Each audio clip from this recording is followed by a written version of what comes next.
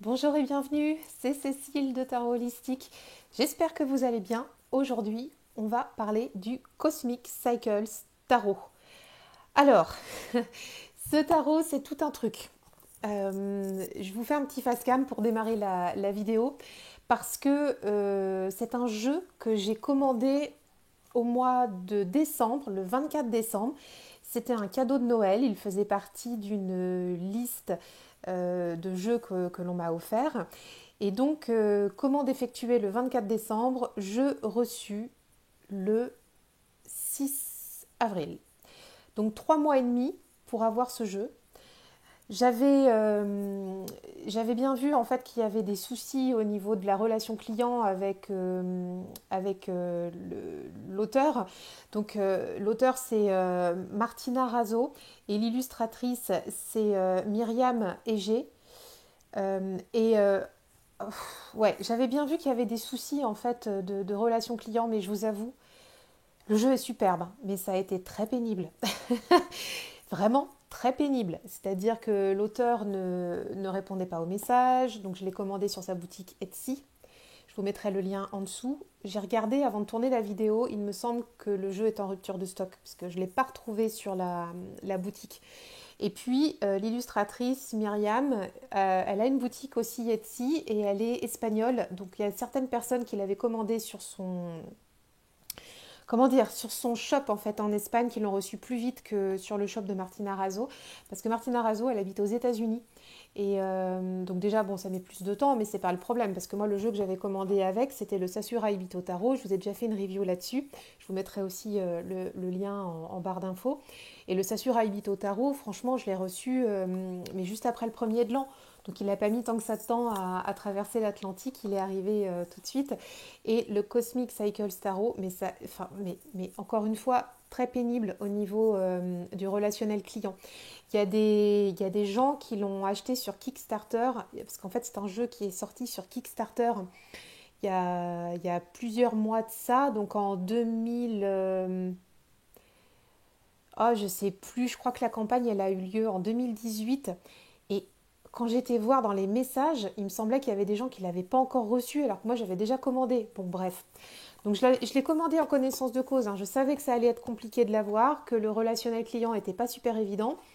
Pour vous dire, quand j'ai envoyé des messages sur Etsy, déjà Etsy me disait que l'auteur ne répondait pas sous moins d'un mois. Donc là, autant vous dire que on vit des grands moments de solitude. Bon voilà. Mais voilà, quand j'ai été regarder sur son compte Instagram l'autre jour, enfin dans la semaine là, parce que je voulais voir un petit peu ce que ça en était avant de vous faire la vidéo, bah, il y a encore des gens qui attendaient leur Kickstarter. Mais waouh! En fait, juste waouh quoi. C'est c'est vraiment au détriment du jeu, parce que le jeu il est super et je suis tellement contente de l'avoir dans ma tarothèque. Mais bon, l'expérience a été pénible. Et encore, je m'estime heureuse de l'avoir eu dans de bonnes conditions. J'ai été assez gâtée. Alors attendez, je vais vous trouver ça. Assez gâtée aussi parce que du coup, j'ai eu des petits stickers avec, vous voyez.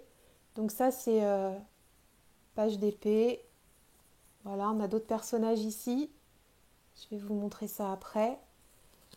Voilà, d'autres stickers ici, voilà, donc c'est mignon. Donc j'ai eu ça en plus, c'était pas prévu, ça m'a fait vraiment tout plaisir. Mais voilà, c'est dommage en fait de vivre une expérience client aussi dégradée que ça pour un jeu qui est franchement super beau. Donc voilà, ça fait 4 minutes que je parle de l'expérience client dégradée. Je pense que vous avez compris le point de vigilance de ce jeu. Je ne sais pas si elle va refaire une édition, si vous allez pouvoir vous le procurer à nouveau. Voilà, je vous mettrai quand même le lien de la boutique Etsy en ligne, mais je n'ai aucune idée de quand le jeu va être réédité, en tout cas s'il est en rupture de stock. Donc une fois que c'est dit, je vous propose en fait de vous le présenter. Et, euh, et en fait c'est un jeu qui m'a beaucoup plu parce que donc je l'avais vu, en fait j'ai découvert sur des reviews sur YouTube avec d'autres tarologues. Et j'ai flashé sur les illustrations, sur ce que ça représentait. C'est un jeu qui est très ancré dans la matière, enfin dans la matière, n'importe quoi. C'est un jeu qui est très ancré dans le quotidien, enfin dans la matière du quotidien. On a des scènes de vie, du quotidien, et c'est pour ça que je l'ai choisi. C'est pour ça que j'ai voulu me le procurer, parce que moi j'aime bien travailler des choses concrètes euh, pour la vie de tous les jours. Et en fait, quand j'ai reçu ce jeu, j'ai découvert qu'il avait un système particulier. Ce que j'avais pas vu en fait quand j'ai regardé les reviews des gens.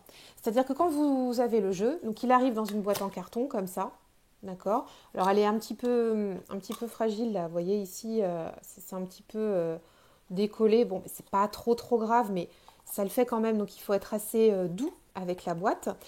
Et quand le jeu arrive, dans la boîte, en fait, il est rangé de façon classique. Donc, c'est-à-dire que vous avez le fou, et ensuite, donc, vous avez tous les arcanes majeurs, vous avez les mineurs, de l'as au roi, d'accord.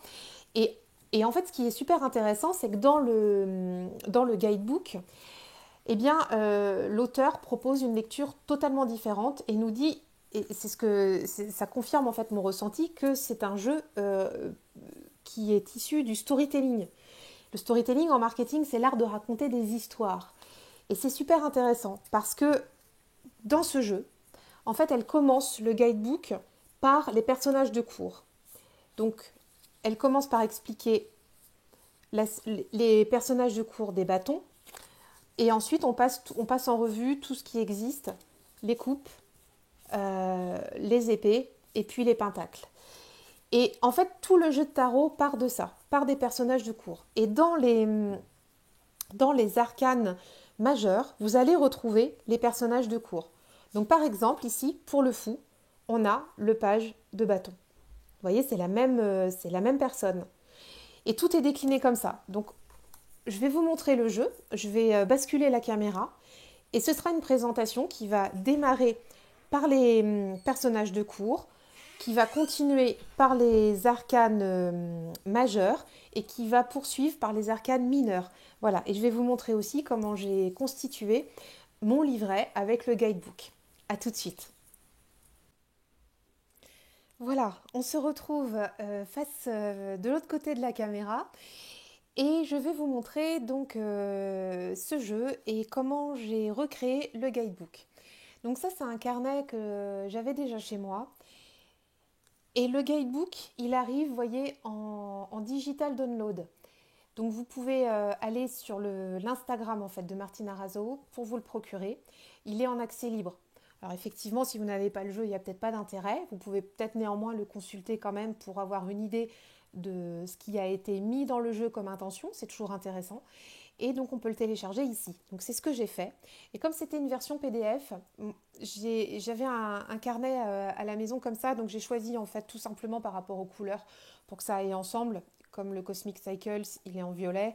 Voilà, ici il y avait des belles couleurs assez chatoyantes, donc j'ai pas cherché plus loin, il n'y a pas de symbolique ni quoi que ce soit, c'est plus un esthétique de couleurs.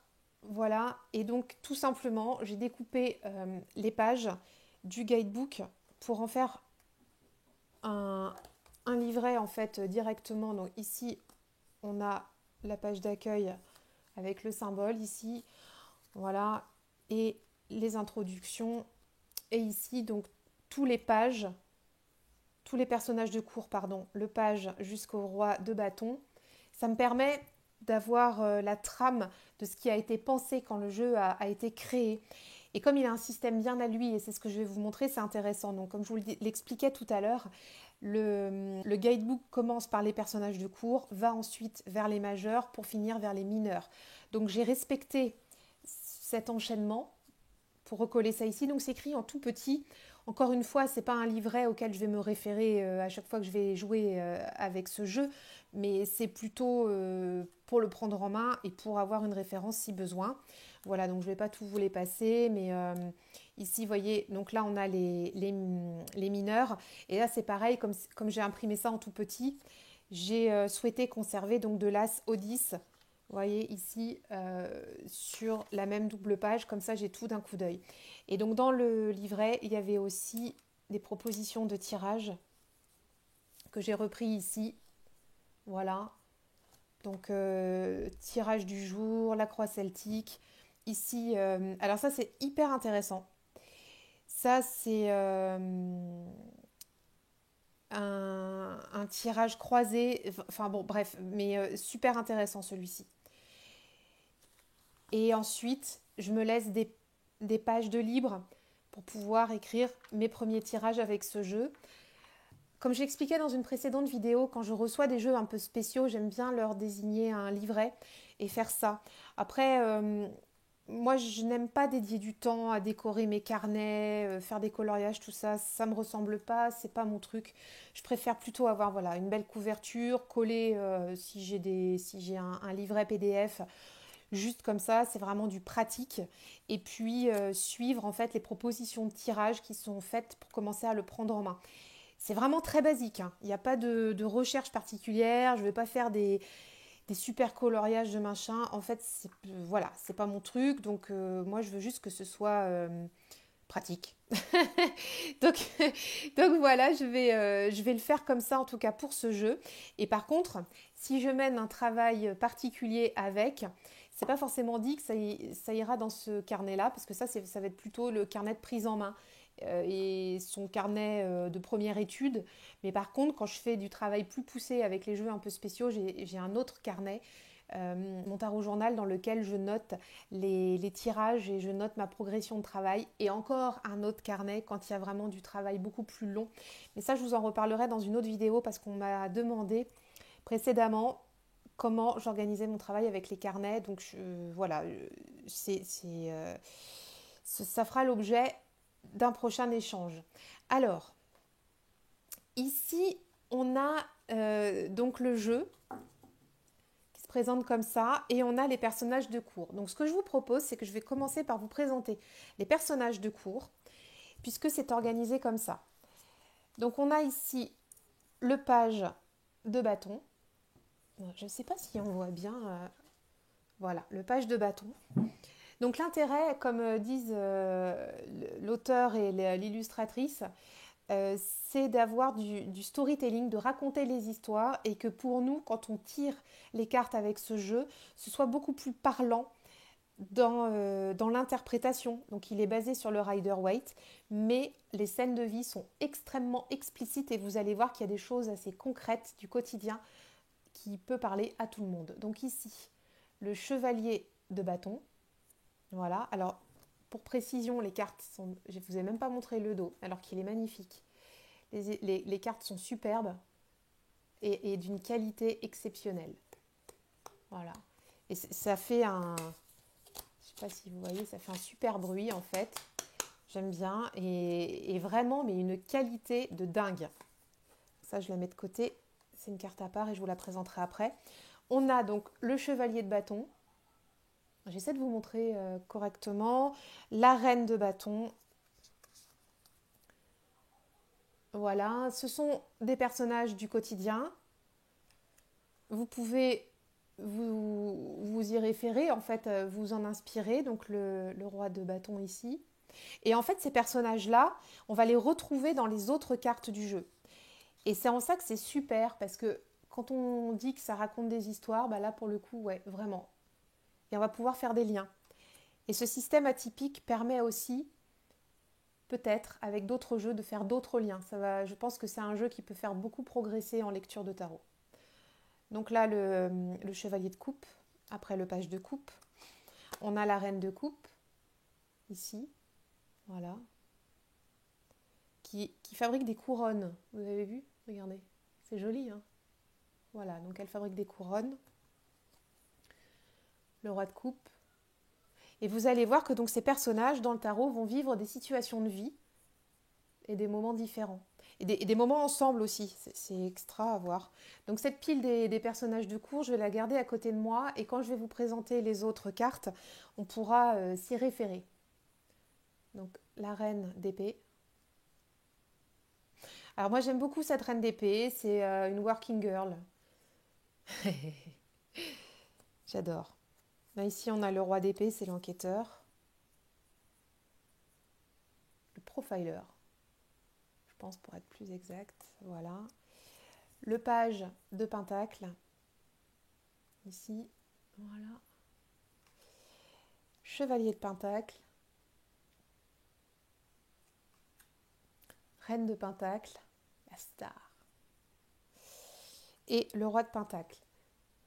Donc quand on va travailler avec ce jeu, on va cheminer avec ces personnages. Et on commence ici avec le fou.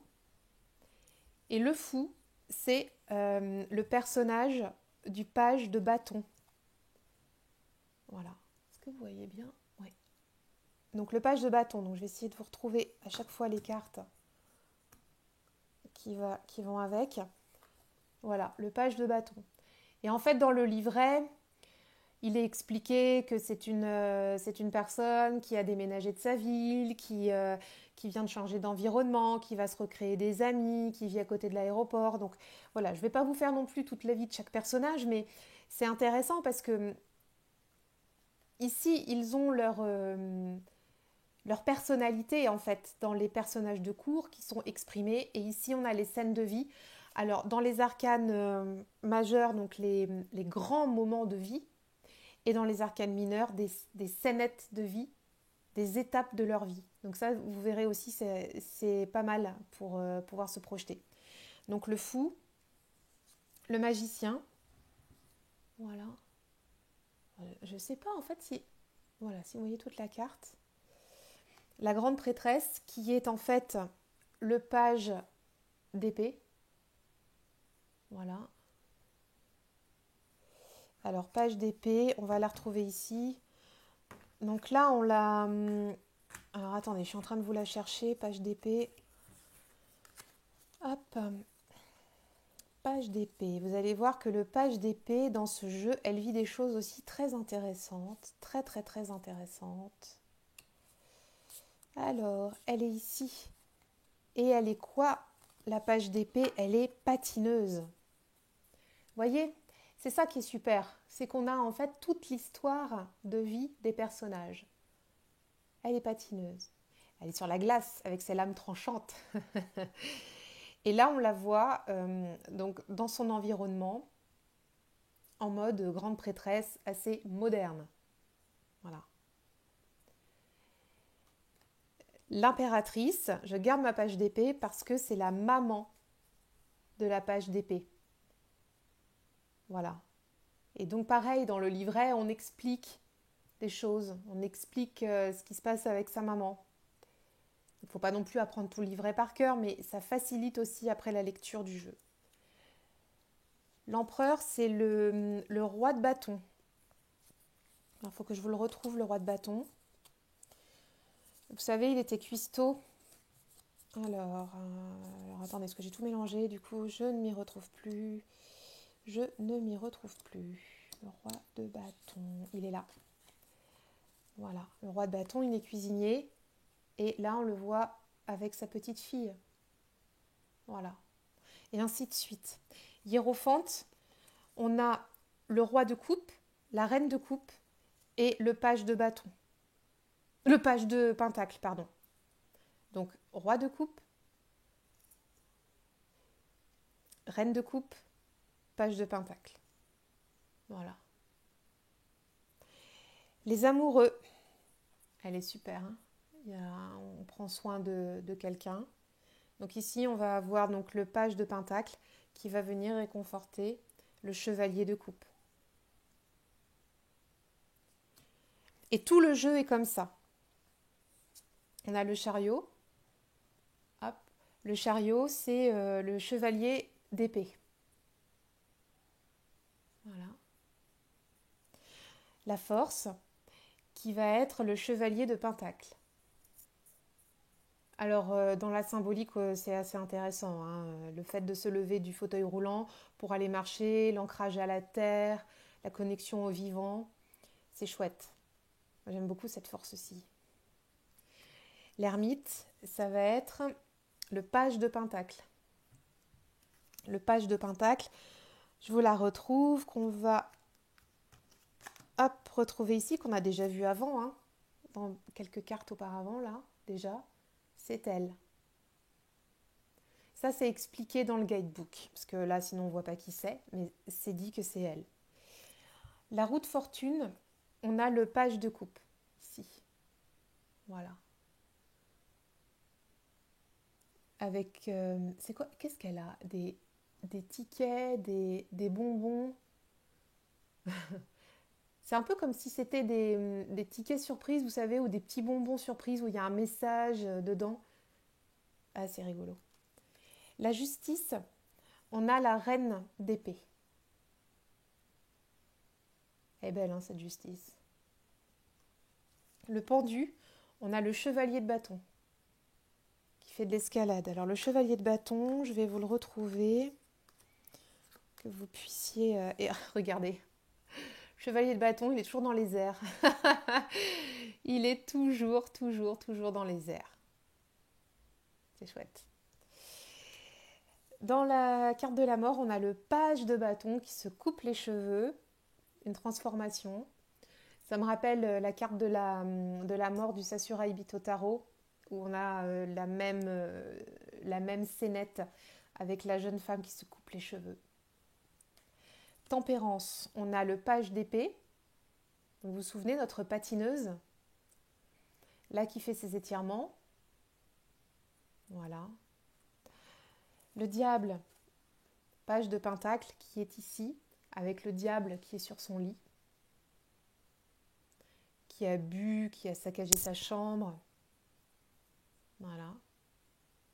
La tour,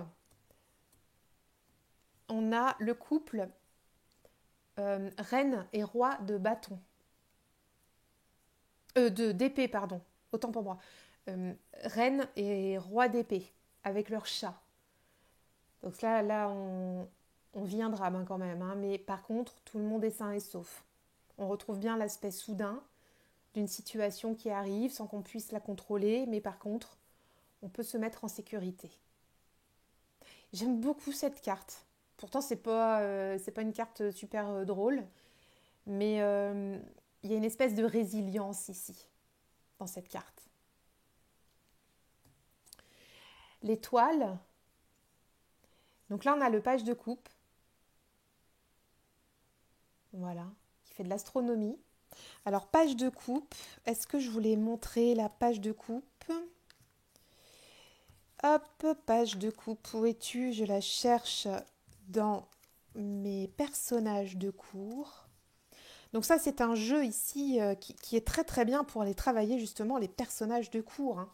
Si vous avez besoin de faire un check-up avec ça, vous pouvez utiliser ce jeu. Page de coupe, voilà. Donc on a cette même jeune fille ici, qui a l'air assez proche de la nature. Elle a un aquarium, vous voyez. On la retrouve là dans son lieu de vie. Et puis elle... qu'est-ce qu'elle fait? Elle fait des plantations, il me semble. Hop, alors attendez, il faut que je dézoome un peu. Voilà, elle fait des plantations. Donc notre page de coupe, elle est assez reliée, oui. On a ici la lune. Alors la lune, extrêmement intéressante cette carte, parce que en fait, la façon dont c'est expliqué dans le livre, ben, je vais vous le dire, et ça change toute la lecture qu'on peut avoir. Ici, on a le page d'épée et on a le page de coupe. Et en fait, ce qui est expliqué, c'est que le page d'épée et le page de coupe ont une relation amoureuse et qu'elles vont dans la nuit se retrouver, mais qu'elles veulent le garder secret. Ce secret. Donc tout l'enjeu de la lune ici, c'est les secrets, ce qu'on a au fond de soi, au fond du cœur, voilà, ce qu'on est au plus profond de nous. Et ce qui est rigolo aussi, c'est qu'on retrouve ce chien-là, comme dans les autres cartes de la lune. C'est assez marrant. Et pour terminer, on a une éclipse ici. Donc c'est pas en fait une pleine lune ou une lune noire, hein, c'est une éclipse de soleil. Et c'est vraiment intéressant. Cette carte-là est vraiment super intéressante. Donc vous voyez que quand même pour ce jeu, il faut quand même avoir pris connaissance du petit livret. Il est pas bien grand, mais une fois qu'on a compris le truc, c'est beaucoup plus facile, mais alors extrêmement intéressant à interpréter. Le soleil, on retrouve notre page de coupe, toujours reliée à la nature. Ici, voilà. Avec l'appareil photo, tout à l'heure elle avait une longue vue pour voir les étoiles dans la nuit. Le jugement, on a le page de bâton qui vient d'être diplômé. Très beau symbole aussi pour le jugement. Et le monde, on retrouve plusieurs personnes au balcon, tout le monde se réunit. Bon, ça rappelle un petit peu les scènes de vie qu'on a vécues le début d'année dernière quand les gens se retrouvaient au balcon pour célébrer les soignants. Moi, ça me fait penser à ça, cette carte. Mais ce jeu a été créé avant, donc c'était pas l'intention dans ce dessin, mais voilà, c'est ce que ça m'évoque. En tout cas, là pour le moment. Et donc, ensuite, on part dans les, comment dire, dans les arcanes mineurs et on va retrouver des scénettes de vie des personnages. Donc, je ne vais pas non plus tout vous détailler comme je viens de passer les arcanes majeures, mais on va déjà aller voir dans chaque suite et on va passer en revue toutes les cartes. Donc, j'espère que ça vous est utile aussi de voir ce type de jeu parce que c'est un jeu complètement atypique. Donc là, on a l'as de bâton. Voilà. Là, l'as de bâton, c'est le page de coupe. Bon, alors, je vais pas non plus tout vous dire, hein, sinon on ne va pas s'en sortir. Le but pour moi, c'est aussi de vous montrer les différentes cartes et que vous puissiez vous faire une idée. Donc, le 2 de bâton. Donc là, on retrouve bien aussi l'idée de choisir son chemin, de faire un choix. On fait une pause, on attend de voir et ensuite on va décider. On n'est pas encore dans la décision là, on est juste dans l'observation de ce qu'on va faire pour décider. Le 3 de bâton, donc là ça y est, il est parti à l'aventure. Il est vraiment superbe hein, ce jeu. Et c'est dommage que l'expérience client soit si négative parce qu'il mérite, ce jeu il mérite vraiment beaucoup, beaucoup mieux quoi. L'auteur a fait une belle réalisation, hein, l'illustratrice aussi. Donc le 4 de bâton, le 5 de bâton, voilà. Donc là c'est un gamer. Il est exceptionnel ce jeu, voilà. Et j'aurais apprécié que l'expérience que j'ai vécue en l'achetant la soit tout autant. Malheureusement, ce n'était pas le cas. Ici, le 6 de bâton, on retrouve notre page de coupe et notre page d'épée qui sont comment dire, enfin je vais dire Endgame Pride, mais aujourd'hui on ne dit plus comme ça, parce qu'on inclut tous les mouvements LGBT, trans, etc., de genre, enfin ça va au-delà de la Gay Pride, mais bon bref, vous avez compris où je veux en venir, donc c'est aussi l'amour universel, l'union de tous les êtres qui s'aiment, etc. Et celle-ci, elle est vraiment excellente. On retrouve la reine d'épée qui était la juge, vous vous souvenez, et puis notre enquêteur ici. Voilà. Ici, on a donc le 7 de bâton.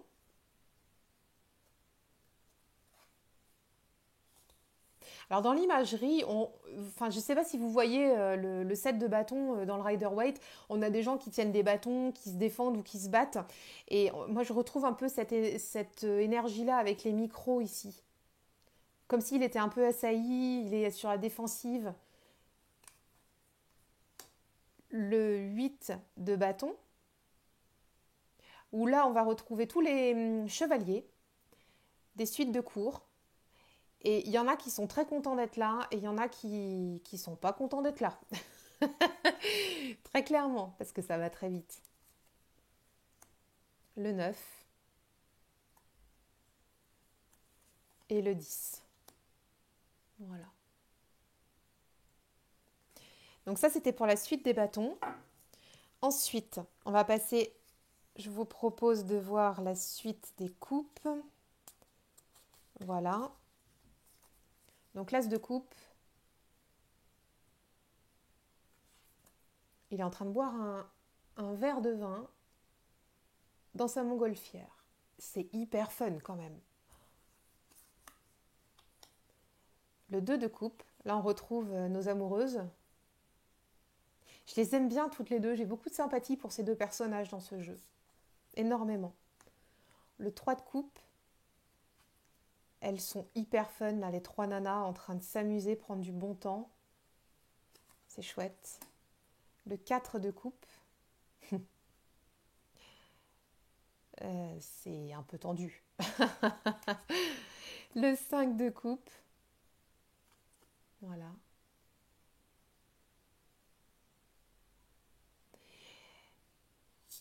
Le 6 de coupe.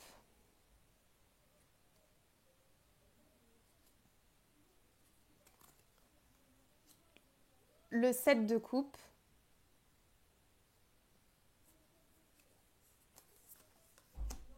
Le 8 de coupe.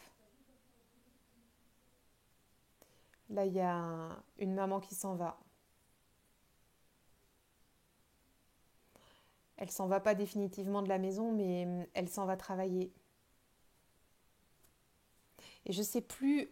Attendez, je ne sais plus en fait qui est qui dans ce 8 de coupe. Je vais retourner voir dans mon super livret. Les coupes, ça va être. Alors attendez, je vais trouver ça.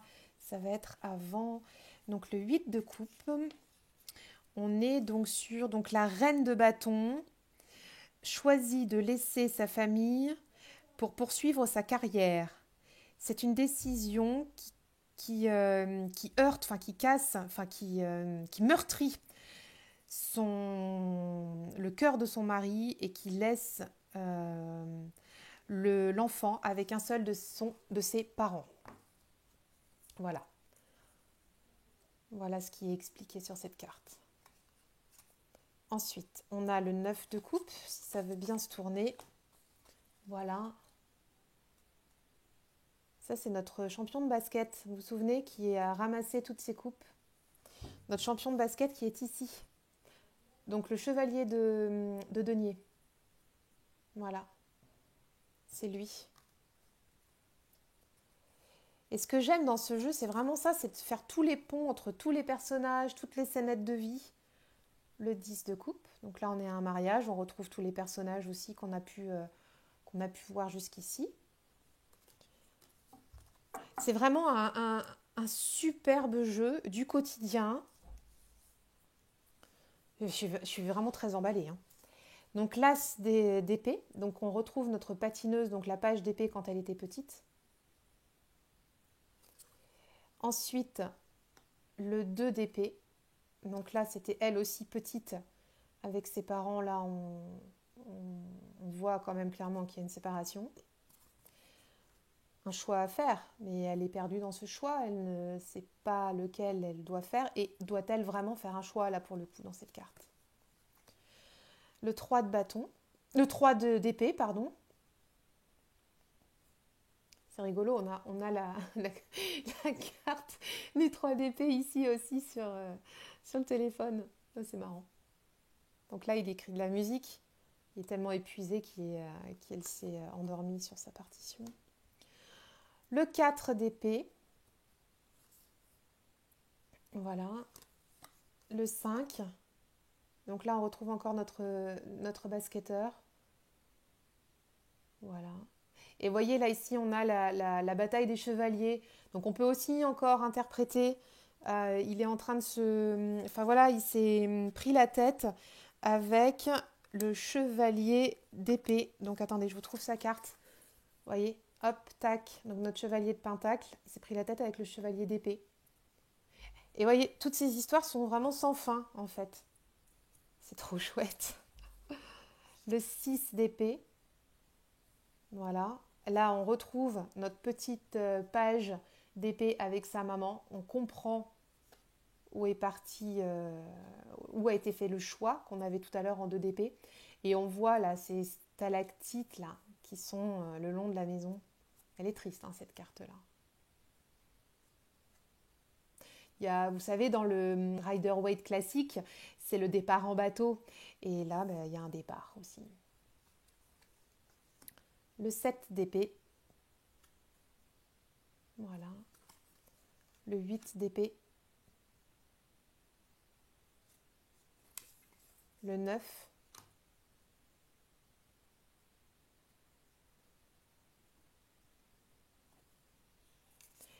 et le 10. Et ici, en fait, elle est sur son ordinateur. On peut voir en fait tout ce qu'elle se dit ou tout ce qu'on lui dit sur les messages réseaux sociaux. Enfin voilà, ce sont des mauvaises choses. C'est plutôt elle en fait. Enfin moi je le vois comme ça, c'est plutôt elle qui s'autodétruit là. Et bien pour le coup, je la trouve assez dure cette carte-là. Alors qu'il n'y a rien de dur dans l'imagerie, bien qu'on retrouve aussi toutes les épées, la symbolique, là, des épées qui vont traverser ce corps, mais et ben, voyez-vous, je trouve que c'est une des cartes les plus difficiles des jeux que j'ai en 10 d'épée. Même s'il y en a qui sont assez violentes dans l'imagerie, mais ça ne me fait pas le même effet. Celle-là, elle est dure moralement, quoi. J'ai vraiment de la peine pour elle. Et on finit par la suite des pentacles, donc avec notre petit page. Voilà, quand il était petit et qu'il a attrapé son premier ballon dans un jeu, vous savez, quand on était petit, on allait chercher des balles ou vous savez, des petites bagues, là, des petits jeux dans des espèces de boules avec avec une pince comme ça, une pince automatique, on mettait une pièce, bah là c'est pareil. Voilà. Donc notre petit page de pentacle quand il était petit. On retrouve hein, cette idée de démarrer dans la vie, de commencement. Le 2 de pentacle. Voilà. On retrouve notre roi ou chevalier là tout à l'heure qui était cuistot. Je vais vous le trouver. Alors, hop, cette vidéo va durer 1000 ans. C'est le roi de bâton. Voilà. On retrouve notre roi de bâton. Hop. Ici. Donc il jongle hein, entre l'assiette qu'il vient de dresser et la poêle où c'est en train de cuire. On retrouve cette idée de jonglage comme dans le rider classique. Le 3 de pentacle. Donc là on a nos deux amis qu'on avait tout à l'heure, vous savez, lors de la dispute. Là ils se sont pas encore disputés, très clairement. C'est plutôt fun, ils sont en train de construire un morceau, là, ça se passe bien. Le 4 de pentacle. Faire des économies. Pourquoi pas pour s'acheter une voiture. Et fameuse voiture qu'on va retrouver dans le chariot. Alors attendez, je vais vous le retrouver. Le chariot, donc en 7. Et hop, ici, le chariot. Et on a bien notre chevalier d'épée. Et donc c'est pareil, c'est lui quand il était plus jeune, le chevalier d'épée. Et il fait des économies, il concrétise pour s'acheter sa belle voiture. C'est basique, hein, mais ça fonctionne hyper bien en fait. C'est juste, moi je trouve ça génial. Le 5 de pentacle. Voilà. Le 6 de pentacle. Alors on fait la manche, mais ça n'a pas l'air non plus d'être la grande misère quand même. C'est plutôt l'amusement. Hein. Le 7 de pentacle. Les médailles, les honneurs, les récompenses. On retrouve notre couple hein, qu'on avait tout à l'heure, vous savez, sur le bus avec les deux filles. Le 8 de pentacle.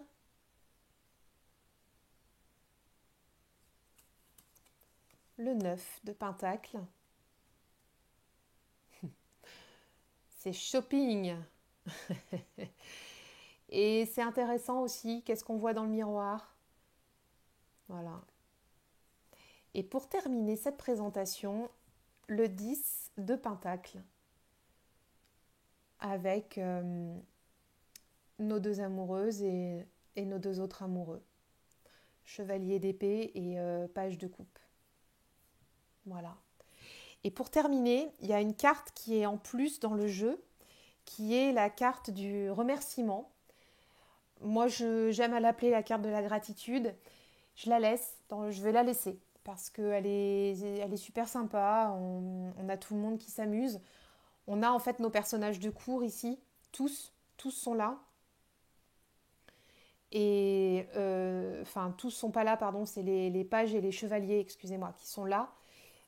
Et donc, en fait, toutes les scénettes de vie qu'on a dans le jeu, on retrouve les personnages principaux ici, donc j'aime à la laisser. Et donc du coup, ça va me faire un jeu de 79 cartes au lieu de 78. Voilà, donc c'était une review assez longue, mais j'espère que ça vous a plu. Pour en comprendre davantage sur ce magnifique jeu, et si vous arrivez à vous le procurer, vraiment, je ne peux que vous le conseiller parce que il est tellement atypique, mais tellement, et je pense qu'il aide aussi beaucoup à la projection et à la progression dans le tarot. Voilà, bah écoutez, je vous embrasse bien fort et puis je vous dis à très bientôt pour une prochaine vidéo. Bye bye!